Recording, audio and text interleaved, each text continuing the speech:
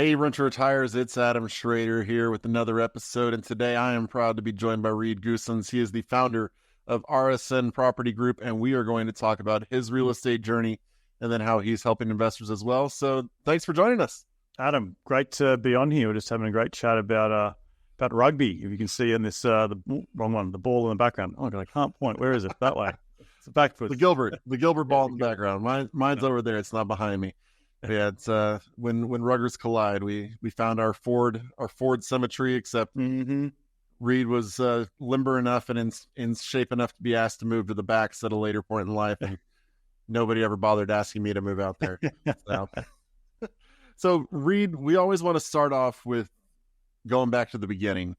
And so tell us, what was your first real estate deal, and what even got you interested in the thought of getting into real estate? Well, as you can tell, I'm not originally from this country. I moved to the US in 2012 to chase a girl and to live in New York City. But before moving to the US, I was enamored with real estate. I'd picked up the book Rich Dad Poor Dad a couple of years prior to that, and I was looking to do something in Australia. But then met the girl of my dreams and chased her over here. And so my first actual real estate deal wasn't even in. People say, was it in Australia? It wasn't. I'd started getting the bug and learning and, talk about fix and flipping or whatever it might be back there. We call them splitter blocks in Australia. It was a good way to start in investing. But actually it was when I moved to the US and had to learn the US lingo. But then I bought a cheap triplex in upstate New York because I was living in New York City at the time. I couldn't afford New York City. So I found the closest market that I could drive to on a Greyhound bus. And that's where it started. And I bought the property for $38,000. So I just used all cash. Didn't know what a credit score was. I couldn't, fresh off the boat, didn't qualify for anything. And that was the start of it. Obviously, we've scaled it to a lot more than what it is today.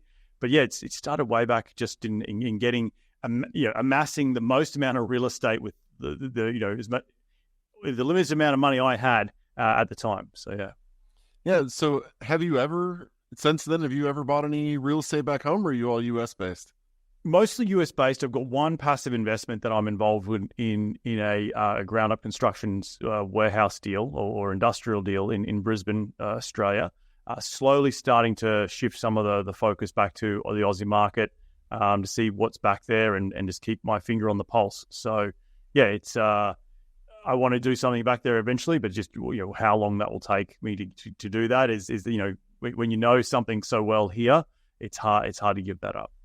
Yeah, can you tell a little bit? We haven't talked about foreign and real estate much. Can you tell just a little bit of the difference between kind of investing in the U.S. versus looking into deals not in the U.S.? Kind of compare and contrast, because obviously you're doing a lot in real estate. You probably easily could have done deals in other places that aren't the U.S., but you obviously have chosen the U.S. long term. So talk a little bit about the differences and why you chose to keep going in the U.S. Yeah, well, let's fundamentally break down why in the Western Hemisphere, in my opinion, and a lot of people believe in the same opinion as I do, is that real estate is the best yield on investment compared to any other Western country in the world. You compare it to Canada, you compare it to Europe, you compare it to Australia. The majority of those countries do not have great cash flowing markets, high growth markets, that is, like they do here in the US. Now, take multifamily, for example, large scale multifamily. You can't, besides Canada, which has a little bit of it, in Australia, we don't have 200 unit multifamily garden style apartments. It doesn't exist. So it's very, very unique to the United States. And in that, and the reason is around financing. Financing historically in other Western countries have been around a build to sell. So think of a condominium, right? You think of a block of apartments. Well, each unit is individually owned. And in Australia, those individual titles of ownership in individual apartments create strata tax. And that's what the government feeds off rather than the tax bill for the entire property. Combined with the lack of access to financing vehicles. So in the US, I've heard someone say sometime that there's 3,000 different ways to fund real estate deals. In Australia, there's 5 major banks. And so when you have at a smaller population, so and it would be similar in Canada, it would be similar in Europe, and it would be similar in the UK, that the way in which they've historically been set up to finance property is around a sort of condominium style. So build off the plan. If you're going to come and, hey, Mr. Developer, I want to build 100 units, the financial institutions will say, sure, go sell 30% of them, and then we'll finance the construction. So when you come to the US and you see Fannie Mae, Freddie Mac, you can buy an entire 100-unit property based on the net operating income.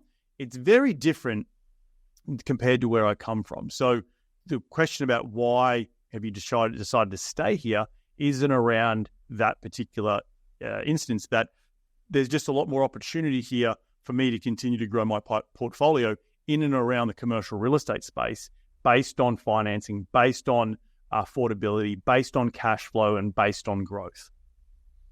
Okay. So you spent $38,000 in New York, got a property, started, how much work did you have to put into that? Well, it wasn't New York State. So it's sorry. It was Syracuse, New York. It was completely different. It's a 4-hour drive away. You bought a cardboard box in New York for $38,000. That's right. That's exactly right. So I think I put like 15 grand into it of just repairs.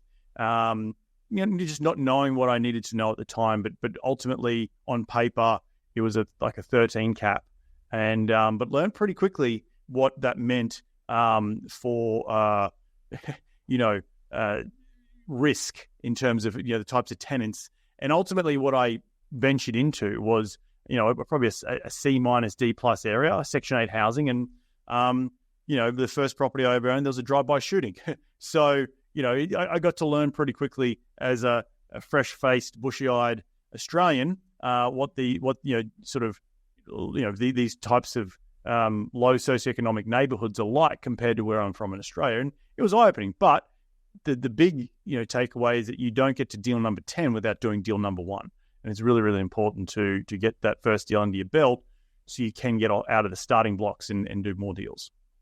Yeah, so okay, that leads us to the next thing I want to go into is the progression of your portfolio. So you own this building. I'm assuming it's performing decently, but then you mentioned 13 caps, so pretty well. There's a drive-by shooting, and you decide, you know what, I'm going to keep going and get more real estate. Kind of what, talk about the progression to where you are today. Like, was it just single family, boom, going into multifamily on your own, or did you start partnering with people, or how did you grow your portfolio? Mm-hmm.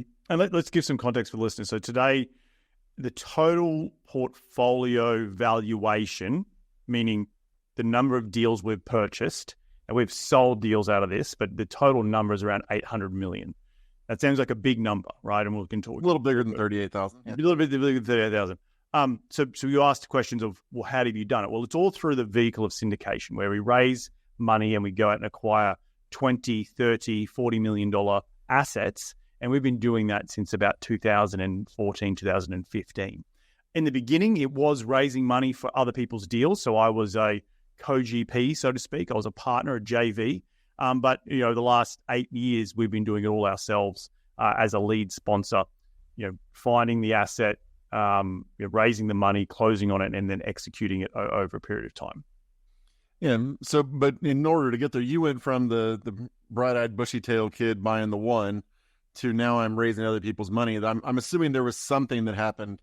There's a lot of things happen. There's a lot of things happen. We can unpack it. And so if you wouldn't mind kind of talk about that progression from buying your first to getting to the point where you're now comfortable saying, I know enough that you can actually trust me to take care of your money. Kind of how did you structure your growing of a portfolio to reach that point? Yeah, so I think the first thing that hit the head on was trying to build credibility really quickly. And the way I did that was two things. One, I went out and got a mentor, and in 2014, I hooked up with a syndication mentor that I wanted to be a part of. And two, I started my own platform called Investing in the US. It's a podcast that's been going since that time. I've written a book, and you can listen to my podcast. Anything, it's a shameless plug. It's called Investing in the US. It's been going since 2015. And that was a way to build an audience, and that was a way to build an email database. And I still remember to this day, Adam, that like going out and raising my first $300,000 on my very first deal, I had an email list of 50 people, and this is in 2014, and I thought I was going to easily be able to crush $500,000, and it was radio silence. And so what you're raising money is a beast in itself. And what you're essentially building is a media company around a brand, which is myself. And the way I did it was I went out and started interviewing other people, started talking about the benefits of investing in multifamily real estate, started pitching at seminars. And that was how I slowly started meeting investors who say like, oh, I'd be interested to invest with you. And it took a long time. But I raised money for someone's deal. I kept raising for another person's deal. And over time, as I started doing 3 or 4 deals with them, I realized I needed to do it myself. And that's what I started underwriting deals, smaller deals, call it sub 50 units, that I started to say, I could see what they were doing and say, well, why can't I do this myself? And maybe I can bring in partners that can help me raise money, but I can be the sort of lead sponsor. And that first deal that I did on my own as lead sponsor was 192 units in 2016. And we raised about $6 million. Now, I raised a portion of that money, but our other partners raised some other money for it. But we found the deal, underwrote the deal, and then operated the deal, and then brought the money together. And it was a big leap of faith in terms of putting that deal under contract, knowing if there's going to be equity there, to go and win the deal. And there's a lot of lessons in there that and there's gray hair in the back of my head that has caused me that gray hair for raising money. But even to this day, raising money still stresses me out, even in today's environment. And we've done it 25 times, 25 different deals. So there's never a time where you're just like, oh, this is going to be a walk in the park. But it is using other people's money, going out and buying bigger deals than what we can afford, because we're all not sitting on a massive amount of cash. And you can do it like I did it, or you can do it in smaller ways. You don't have to go out and buy $20 million deals. You can go and find a great 10 unit that might be worth $2 million, and you might be able to raise $500,000 or $600,000 from investors. So, maybe 6 or 7 or 10 friends, and then pull that together, go get finance, not the down payment, but go and finance the asset, 50 or 60% leverage, and then go and close on that asset. So there's many different ways that the word syndication or raising money can be used to go out and buy bigger and better things. What are your favorite metrics that you use whenever you're evaluating a property and what you can do with it? Is there any kind of, obviously you can go into depth a lot, but whenever you're just kind of doing a back of the napkin math to see if it's something you even want to start diving into, what are some of the favorite things you like to do? But the number one thing has got to be around the neighborhood. I think I have bought properties in, as I mentioned, low socioeconomic neighborhoods, and I'm sort of done with that these days. So I try and keep in neighborhoods where the average median household income within a mile is over $60,000. That's going to point to good core fundamentals of why we're investing in that area. Schools are a really good, another one. But then I also want to see, is there a story around the deal? Now, yes, cap rates matter. What's the going in cap rate? But for example, I just got a deal on the contract right now in San Antonio. I haven't transacted in San Antonio in a number of years, but that was the first 192 units that I bought was in San Antonio back in 2016. So I'm very familiar with that market. I own other assets in that market. I've sold 600 units in that market. So when I toured this asset, well, the first thing was, okay, let's go tour it. Let's get back in front of the broker who sold me all my deals over the years. And what's the story? Well, guess what? The owner of this asset has owned this asset since 2012. It's 100% classic units. Yes, we're seeing a bit of a rental softening in the market, but the price per pound is really, really attractive on the going in purchase price or where rents are today. I know they're not pushing rents because I interviewed the property manager. So there's a lot more to it than just the numbers. The numbers have got to make sense for sure, because no one has time and effort to go and do what I just described on 100 deals. But we have a process internally that we flush out a lot of deals really quickly. And actually on this particular deal, the broker was like, the whisper price is $21 million. And I was nowhere near that. We ended up getting this property we have got this property under contract for a little bit over $19 million. But I called the broker and I was like, hey man, we're mates. I can't get anywhere near that 21 million. He's like, you're actually right in the ballpark. Then we started off in the mid 18 million mark, and then we slowly went up during the best and final. So what that means is, in the example of that is, just because the sticker price says one thing, we may have passed on it if you assume 21 million, but you got to do a little bit deeper dive. And I said, hey, the story here makes sense. Let me call the broker. Let me get the understanding, the flavor for it. And guess what? Yeah, the pricing isn't coming in where he thought it was going to come in, but we're still competitive. So you should chuck your hat in the ring. And lo and behold, we got a deal awarded to us. Yeah. All right. And then now you get to write off your trips to come play rugby tournaments in Austin. All right. I see how it works. I see how it goes. Got all about that tax write-off and tax benefits. I love it. Exactly. So now obviously you're dealing with, real estate investors all around. You're raising the capital. I'm sure you've talked with a lot of kind of newer investors as well as they've come to you and talked about their money.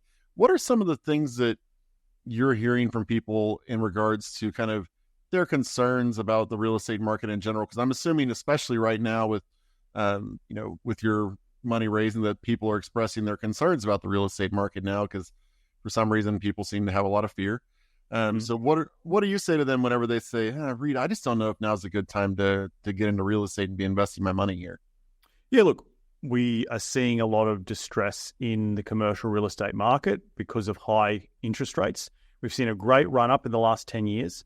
And I get it, right? I've got some investors who are invested in other deals that aren't going very well. They're doing capital calls, or, they might have, I've heard some deals people are starting to lose investments. But what I say to people is that if you've got to understand you're investing for the long term, and the sort of the one or two offs that you're hearing about are exactly that, the one or two offs. If you're investing fundamentally for the medium to long term, you're investing with good sponsors, you're investing in good assets in good areas, your investment's going to do just fine over the long period of time.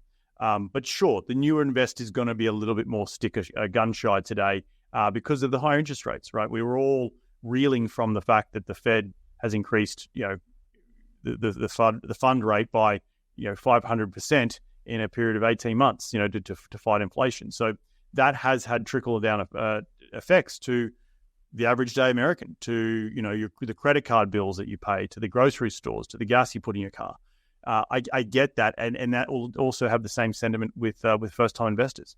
But the old Chinese proverb of the best time to plant a tree was 20 years ago. The next best time is right now. You can make money in every market, and I truly do believe we are at or near the bottom of the market. And the reason I believe that is not only because I'm seeing data on deals that we're underwriting, but I'm seeing the big guys, the Blackstones of the world, are starting to get back in the pool, and that's really indicating to me that now you need to go. You need to start. This will be a once in a generation buying opportunity in the next, call it 12 to 24 months or longer. But I believe we're approaching or already have hit the bottom. Yeah, absolutely. I love it, because I fully agree. I think now's a great time to be getting in. When you look back at your first few deals, I mean, I'm assuming at some point along the way there was a decent sized hiccup that you came into with one of your deals. How did you go about getting over that? Can you talk a little bit about when a deal went slightly wrong and how you were able to continue going through it? Because we have a lot of people who come to us, newer investors, and they may have bought a property 10 years ago, and then there was an issue that needed to be fixed, and they just said, it had to come out of my pocket immediately. I hate real estate. I'm not going to do it. Or maybe they, just got to put the wrong tenant in place and they messed the place up. And now they didn't want to be a part of it anymore. Now they're coming back to it and saying, well, maybe it was just that one instance, right? I gave up way too soon. Can you talk a little bit about an obstacle, time that you faced an obstacle with the deal and how you managed to convince yourself to keep going? I'm facing an obstacle right now on one of my deals, and that was around floating rate debt, right? I can talk openly about it. That's the floating rate debt is a real problem right now, and we've got to go back and do a loan modification with one of our lenders. And that's just the nature of what decisions you make in the time a couple of years back. that can sometimes come back and, not be great decisions looking back on it. I think for those people who are out there listening today, fixing your cost, and what I mentioned earlier, when the Fed went from a nearly 0% interest all the way up to now we're at 5.5% on the Fed fund rate. It doesn't seem like a lot, but that shift in your monthly mortgage, if it's variable, particularly on an investment property, has gone up 500%. So you may have been at maybe a 3% interest. Now you're probably paying like 8 or 9%. That's going to hurt your cash flow, right? So understanding those types of risks in deals, again, over the long term, might be short-term pain, but you have to understand, well, how do I now fix my costs moving forward? And for me, lesson learned, like I've closed on 4 deals since that deal, and we've got fixed rate debt on all of them. And that's because we've seen what the industry can do, what the US market can do, which is completely outside of our control. I had no control that the Fed was going to increase interest rates 500%, but I did have at the time, I made the right decision to get floating rate debt, thinking I wouldn't, it wouldn't go up that high. Lo and behold, I was wrong. So, we will learn and we will fight through it and fight to live another day. But fundamentally, there's nothing wrong with the deal itself. It's the fundamentals of the type of debt that I put on the property. Yeah. Yep. Invest in the fundamentals. Make sure you have everything set up. And yeah, that's the beautiful thing about real estate is it's always open for negotiation. Like you were saying, if the floating rate debt's not working, then let's talk about how we can change the loan structure to where everybody ends up winning in the long term, right? Because, it could end bad for everyone or it could end pretty well for everyone. It just, every party comes in knowing that it works best for everyone if it continues doing what you're doing for it. So, is there a particular part of the country that you're the most excited about getting into right now? Is there any particular area that for you is like, hey, this is really kind of where I see the next, few years being amazing in, or are you just kind of, I'm assuming you're doing market analysis and looking at that. So is there an area that you're excited about? We're still very bullish on all the markets we're in when we're in the small states. We are changing our tact a little bit in terms of we want to buy newer stuff, but we're looking at different tax abatements that we can apply to our assets in the quote unquote affordable housing space. We've done that in a handful of times in our assets in the Carolinas. And essentially what we're doing is you're coming in and we restrict our rents to a certain AMI, average median income. And for that, our real estate taxes are wiped off. Certain states don't allow it, certain states do. So we think that's a really, really powerful way of creating additional cash flow, creating additional certainty, and creating mission-driven, deals within a marketplace that differentiates us from just the next value-add multifamily investor. We do fundamentally believe that affordability is continuing to be a problem, and with higher interest rates will continue to be a problem. So we think that space is really where we're quite bullish on right now. We're also looking in the medical office space outside of multifamily, still real estate backed, but in different types of lanes. And we're also looking at operating businesses in relationship to real estate investments. So quite bullish on that as well. Fundamentally, we will always be investing in real estate. We're looking at RV parks right now. We're looking at we're doing a build for rent property in San Marcos, Texas. We're just being nimble, as they say. When the market shifts, we have to be nimble as well. But I do wholeheartedly believe in the fundamentals of real estate in general, in the affordability issue that we have in this country, and investing for the medium to long term is the sort of the lens I'm looking through that. Where historically in the last sort of 5 to 10 years, people have shifted away from that lens and treated it like a bit of a fix and flip. And real estate is not that. It's a medium to long term investment, and we're being reminded of that right now in the current economic climate. Yeah. So as you mentioned, all those different avenues, whether it's the medical facilities or all of the other ones you were saying there, how do you avoid? And this is something that I deal with talking to people day in and day out about real estate, is how do you avoid the shiny object syndrome? Because there's, for a long time you heard people talking about, now is the time to get into, nursing homes, or now's the time to get into RV parks or self-storage or all those things.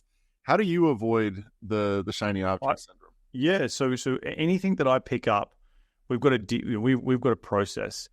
I can't be, the core of my business, we raise equity and find deals, right? At the core of my business, I assess risk in real estate deals and in business ventures.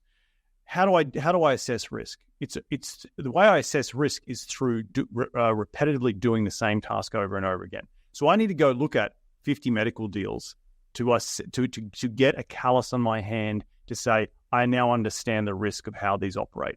I need to go and underwrite if I'm going to a new market for multifamily, and I need to go like Indianapolis, for example. I can't just look at the first deal and say, that's the deal I'm going to buy.